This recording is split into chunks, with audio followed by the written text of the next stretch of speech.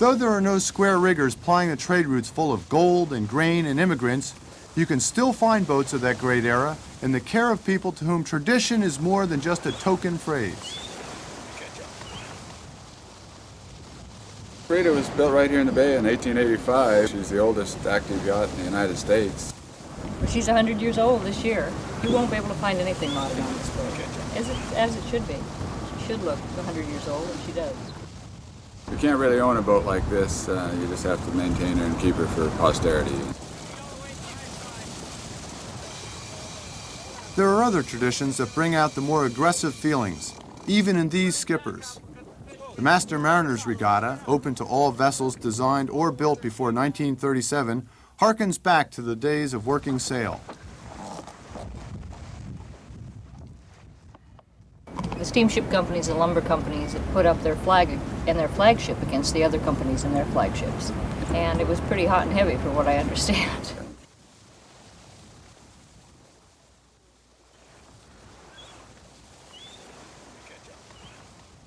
We race Brigadoon about once or twice a year, and I think that everybody has that competitive edge, and you always want to go out there and see how well you do against somebody else.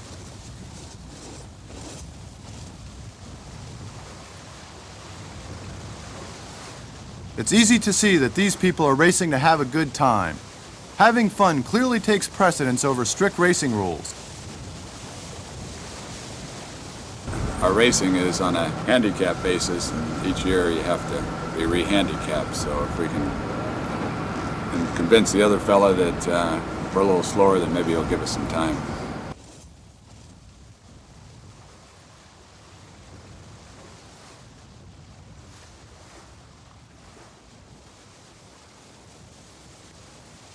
I remember when the first time I got in this boat, I couldn't imagine that I would ever figure it all out, but one or two times, and it's just like any other boat. No two of these boats were ever built exactly the same. On the older classic boats, that job typically falls to the owner, or in the more extreme cases, to the restorer. We bought her from Harold Summers, who now has the Wanderbird. When Harold found her, she was playing in a backwater over in Alameda, and he just took her and restored her. At that time, 30 years ago, there were still a lot of the boats like her around, but each year you see one or two disappear. Someone just has to take care of them, and if we didn't spend the time we do on Frida, she'd disappear.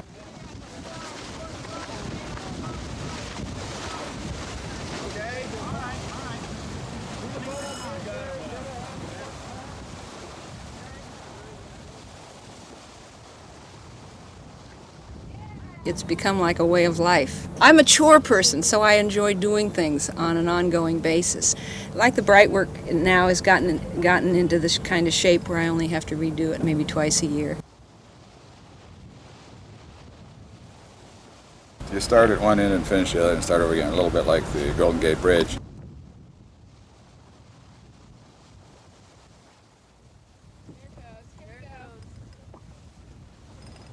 It's a lot of fun to sail with Frida. In fact, we had a great rounding at Chrissy Field this year. I was coming down from the Golden Gate Bridge, and she was pointing a little higher, came up to the mark. We went around together. She popped a new little chute that she had. It's a spanker, it's a swoosh sail, but it's kind of the right thing for this boat. And she popped, and away we went. We almost got a length on Brigadoon. And we had a real good couple of minutes there of tacking and jibing and hoisting golly wobblers and fishermen.